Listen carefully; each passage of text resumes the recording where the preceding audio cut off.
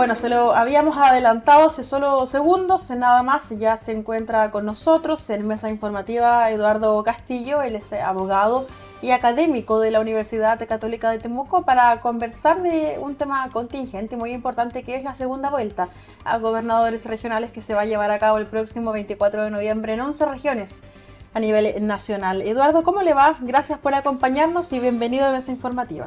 Gracias, Catalina, por la invitación y encantado de estar aquí.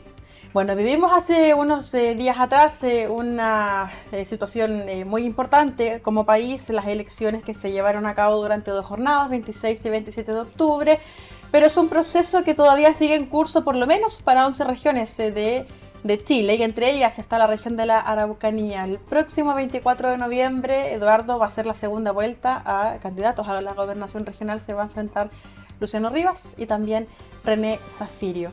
¿Cuál es el escenario político actual en la región? Bueno, mira, antes de entrar al escenario político actual, aclararle a la gente que nos ve que la elección de gobernadores regionales se realiza por segunda vez. La primera vez fue el año 2021 y hoy día tenemos una diferencia importante, que hoy día el voto es obligatorio y en aquella época el voto era voluntario, ¿no? Y que no todos los que ganaban en la primera vuelta, o sea, no alcanzaban el 40% en la primera vuelta, pero sí obtenían más votos que el segundo, no todos ellos ganaron. O sea, ocurrieron casos como en esta región, que el que salió segundo ganó, ¿no?, en la segunda vuelta. Y eso revela de que en ese momento esa persona, ese candidato, logró movilizar más a sus adherentes, porque los que fueron a votar eran sus adherentes, ¿no? Y personas que se mostraban más de acuerdo con él. Y es que perdió, evidentemente, que había sacado más votos en la primera vuelta, perdió, no fue capaz de entonces de movilizar toda esa masa de gente que lo apoyaba. Hoy día el voto es obligatorio, entonces era una gran incógnita esto de las elecciones de los gobernadores y si alguien iba a ganar con el 40%. De hecho, de las 16 regiones, solo 5 ganaron en la primera vuelta se eligió gobernador, o sea, obtuvieron más del 40%. Y en las otras 11 hay situaciones diversas. Al menos hay 2 donde ya sabemos si el gobernador va a ser de gobierno o de oposición, porque los que pasaron en primera vuelta, los 2 son oficialistas, o claro, en Los Lagos los 2 son de oposición, o sea, está claro que ahí va a haber un gobernador de oposición, ¿no? Entonces, en ese escenario está la Araucanía, con un candidato que logró la primera mayoría y estuvo cerca del 40%, pero no lo logró, y otro que estuvo a una distancia importante, pero que en segunda vuelta eso se puede revertir, digamos, en el sentido de que se baraja de nuevo el Maipe. ¿Y cómo van a votar los electores que no estuvieron por ninguno de los 2? Claro. Y ahí está entonces el tema. Ahora, la diferencia también está en que hay un candidato que es claramente de oposición, o de la derecha, o Chile Vamos, está identificado políticamente, en forma muy clara, digamos, ¿no? En cambio tenemos otro candidato que es independiente y que no se... A ver, el mismo candidato ha dado como señales de que no se quiere matricular con los partidos políticos oficialistas, ni con ningún partido político, e incluso a partidos que lo han apoyado explícitamente, diciendo vamos a votar por René Zafirio. Él mismo ha pedido que esos partidos le den libertad de acción a sus militantes. Bueno, solo para complementarlo, de hecho, él ha dicho en varias ocasiones: mi independencia no está a la venta. Exactamente, porque piensa... ese discurso obedece un poco a lo que piensa la gente. La gente está diciendo, mire, los partidos quieren apoyarlo porque si va a ganar lo van a colocar a su gente. Y yo no estoy de acuerdo con esa visión, porque un partido político puede apoyar a alguien, pero no necesariamente formar parte de su gobierno. De hecho, hay mucha gente o partidos que pudieron estar votando por Boric, por ejemplo, y no son parte del gobierno de Boric, ¿no? Entonces, ni lo fueron desde un comienzo, ¿no? Entonces, creo que eso es para mostrarle a la ciudadanía que él es independiente de todos los partidos. Ahora, como los partidos están bastante desprestigiados, digámoslo, ¿no? Conviene esa posición de decir, mire, yo no tengo nada que ver con ellos, ¿no? Y no voy a negociar con ellos, no voy a conversar con ellos, y no quiero que sus militantes obligadamente, porque ellos en el partido voten por mí. Libertad de acción para él ellos, habla ¿no? incluso de grupos de interés. Claro, ¿eh? Entonces, bueno, el tema es otro. Yo lo estoy viendo más bien a futuro en los dos casos, digamos, de que gane uno u otro. Si gana Luciano Rivas, tiene una ventaja importante de gobernabilidad porque tiene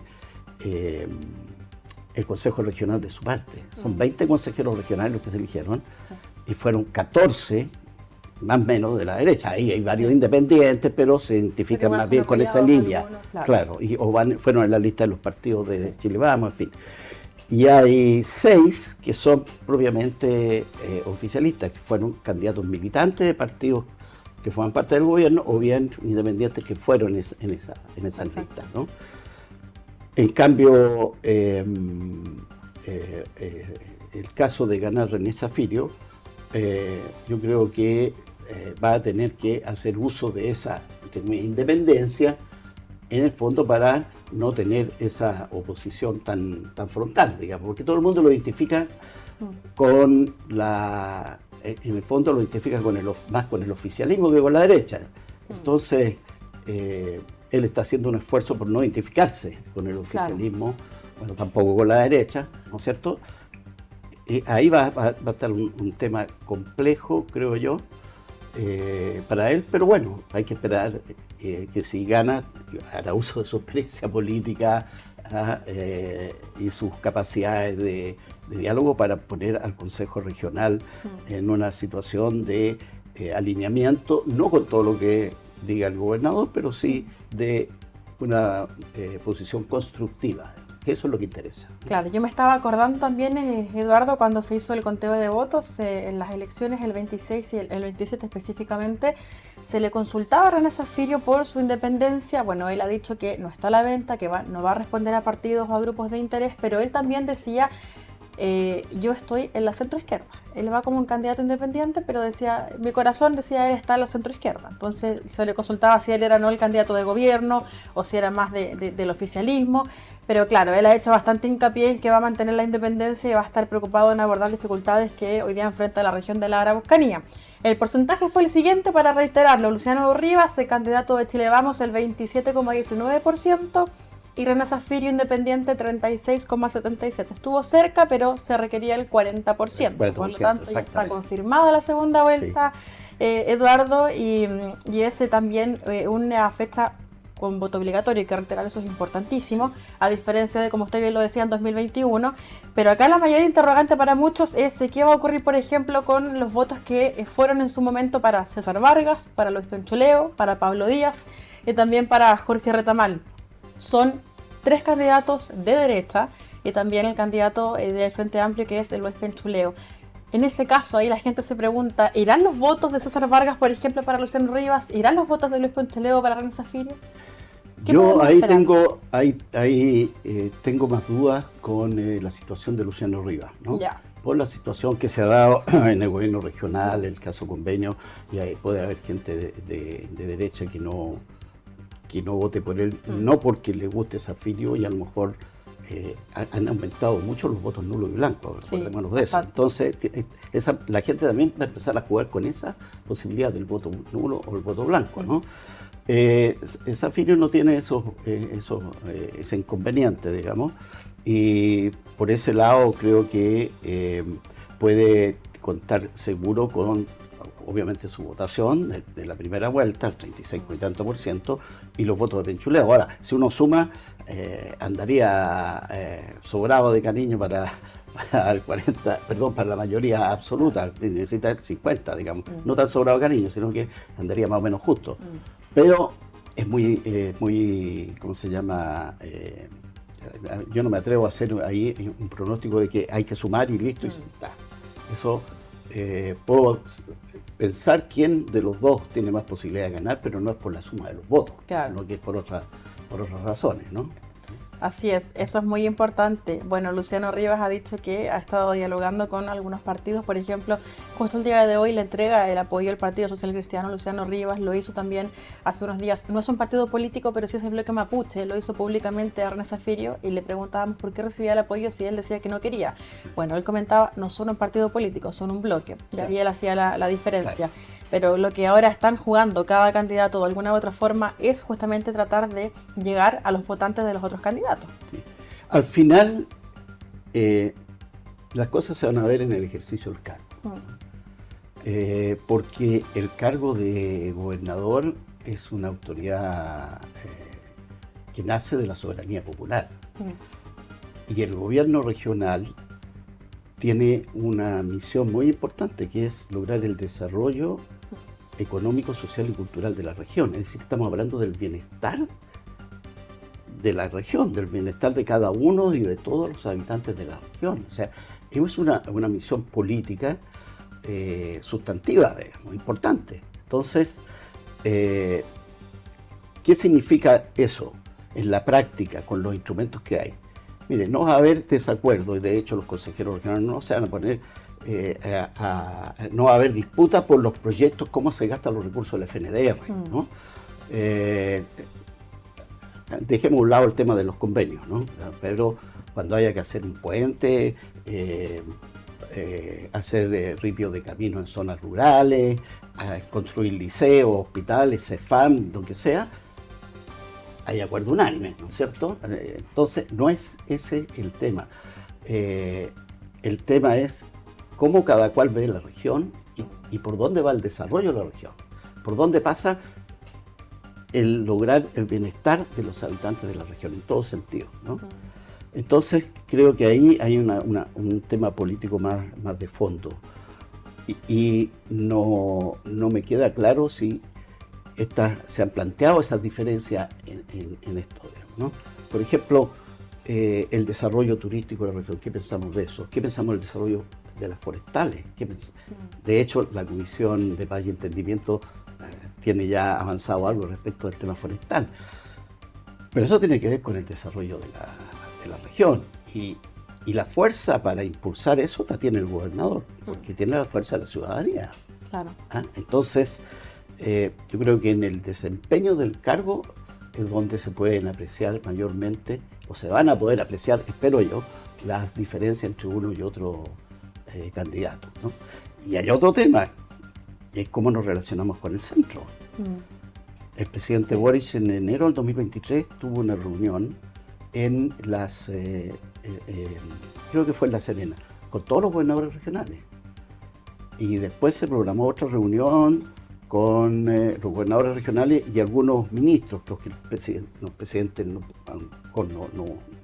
está bien, en alguna de las primeras fue solo, pero hablaron francamente, pero en otras puede ir con algunos equipos ministeriales. Entonces, pero eso no se ha vuelto a repetir. ¿Qué grado de diálogo va a haber entre los gobernadores regionales y el presidente de la República? Estamos pensando en cuestiones grandes, cómo hacer la educación en esta región, cómo hacer la salud en la región, etc. Y en esa época se pudo hacer porque había 15 gobernadores oficialistas y uno solo, el de acá, ¿no es cierto?, de oposición, pero también fue y participó y estuvo muy abierto al diálogo en eso.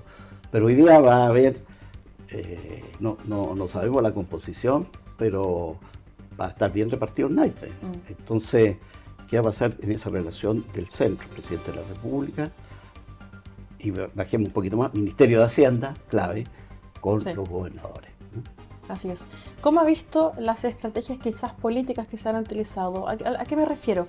Por ejemplo, René Zaffirio ha hecho mucho énfasis en combatir la corrupción, haciendo alusión a lo que hoy día está ocurriendo en el gobierno regional con esta investigación por el traspaso de dineros. Y en el caso de Luciano Rivas, él ha hecho mucho énfasis en que Zaffirio, cuando era diputado, estuvo en contra de proyectos en materia de seguridad. Por ejemplo, rechazar el estado de excepción. Él ha dicho que ahora está a favor, pero en su momento estuvo en contra. Son temas que ellos han tocado en su campaña, por cierto, muy fuertes, temas que hoy podríamos decir quizás que son la debilidad de cada candidato. Sí, pero yo creo que, a ver, esto de sacarlo del pasado es bien complejo, digamos, porque podemos registrar todo y vamos a encontrarnos con cada opinión, digamos, ¿no? Yo creo que son elementos de campaña que a mí personalmente no me gustan. Es como sacar a última hora un caso de corrupción. Al candidato alcalde Roberto Neira le sacaron un caso de corrupción, que había habido una corrupción, no sé. Bueno, y se está investigando, vamos a esperar que se investigue a fondo el asunto. Nadie se niega a eso, pero sacarlo 3 días antes de la elección o 4 días antes de la elección, yo creo que es una mala práctica. Lo mismo que sacar que escribió un tuit el año no sé cuántito. Creo que eso no ayuda al debate y a la política, ¿no? Y yo creo que tampoco uno puede hacer una campaña efectivamente contra la corrupción. El problema está que, y yo creo que es un problema para Luciano Rivas, porque que lo ha tomado el otro candidato y no lo tomó él. ¿Qué dice él de la corrupción? Y lo está tomando el otro candidato, René Zafiro, ¿no? Entonces, y la corrupción, estamos ahí en un problema serio porque mire, el gobierno regional de pura inversión nomás, sin preocuparse de las cosas de fondo, pura inversión, tiene al año 170.000 millones de pesos. Y probablemente le llegue más hay que ver el asunto del royalty. Sí. Tenemos los cuadros adecuados para hacer esa inversión, sin caer para gastar, que hay que transferir rápidamente a instituciones que no conocemos bien, y que fue el problema que pasó en esta región y en otras regiones. Entonces, tenemos los recursos humanos suficientes para eso. Ahí hay un tema. ¿Están los controles para eso? Entonces, yo creo que esos son los puntos. Combatir la corrupción no significa que vamos a andar buscando todo. Significa que tenemos que tener mejores recursos humanos, significa que tenemos que tener mayores controles más efectivos, que no aumenten la burocracia, porque bueno, podemos tener 10 controles más, pero nos vamos a demorar, en vez de 3, 4 años en un proyecto de agua potable rural, nos vamos a demorar 8. Claro. ¿No? Sino que controles efectivos y oportunos, ¿no? Yo creo que ahí hay que poner el acento. Y para realizar estas tareas de fondo, fíjese que la división de fomento productivo, la división de planificación regional, la división de desarrollo social, fomento y desarrollo social, son 3 divisiones nuevas y no tienen el personal necesario para realmente realizar esas tareas, ¿no? O sea, la ley le da al gobierno regional la posibilidad de abordar un plan regional de ordenamiento territorial. Es una cosa muy de fondo en que se tienen que sentar toda la ciudadanía, el gobernador a la cabeza, con las organizaciones mapuche, en este caso, con las organizaciones empresariales, con las organizaciones del comercio, de las universidades, con todas las organizaciones regionales para ver hacia dónde orientamos el desarrollo de la región. Claro. Y si nosotros decimos, mire, aquí no hay que tener pinos porque aquí vamos a dedicarnos al turismo, bueno, eso hay que acordarlo y decir hasta dónde llega la plantación forestal. Pero eso hay que acordarlo y eso es un proceso. Y no sé si tengamos la capacidad en estos momentos de realizar ese proceso. Hay un proceso de profundas consecuencias económicas y también políticas. ¿Por qué es tan importante esta segunda vuelta, en este caso en específico en la región de la Araucanía? ¿Qué se juega en la región? Porque yo creo que cada vez más se juega el sentido verdadero de los gobiernos regionales, que es el que acabo de señalar. En los 3 primeros años era de un gobernador elegido, no es mucho lo que se podía hacer. Fueron 3 años, no fueron 4 años, fueron 3 años. Estaba como probándose eso. Tenemos una tensión con el centro, ¿no? Más recursos. Hay una tensión nos enfrascamos rápidamente en la tensión entre el gobierno regional y el delegado presidencial regional. Sí. Y hay un acuerdo de la Asociación de Gobernadores Regionales en que hay que eliminar los delegados presidenciales regionales. Yo no estoy de acuerdo con eso. O sea, el presidente tiene que tener representantes en todo Chile. Eso, por lo menos en mi mentalidad no me suena que el presidente no tenga representante en alguna región o en alguna provincia, ¿no? Entonces, pero ¿cuál es la relación? Eso hay que enfrentarlo ahora, ¿no? Porque si no, vamos a seguir con esa disputa, ¿no? Por eso que este periodo es distinto al anterior. El anterior vimos ya todas las falencias que puede haber, ¿no? La transferencia de competencias, que los gobiernos regionales tengan más competencias, que los ministerios le traspasen competencias. ¿Cómo se va a hacer? Todo eso fue, entre comillas, probado en estos 3 años, y yo creo que ahora ya es tiempo de tomar ya medidas definitivas, porque está la experiencia de lo que ha pasado, ¿no? Así es. Bien, Eduardo Castillo, abogado y académico de la Universidad Católica de Temuco, queremos agradecerle su tiempo en Mesa Informativa para hacer más bien un análisis y conversar respecto de lo que se nos viene el próximo 24 de noviembre, donde usted va a poder elegir entonces y manifestar su voto, si es por René Zafirio, candidato independiente, o bien si es por el candidato de Chile Vamos, Luciano Rivas. Gracias por acompañarnos. No, gracias a ustedes por la invitación. Que esté muy bien. Bien, nosotros vamos a ir a un breve corte, vamos a hacer un alto, pero seguiremos revisando otros temas. Se pausa, que estamos de vuelta.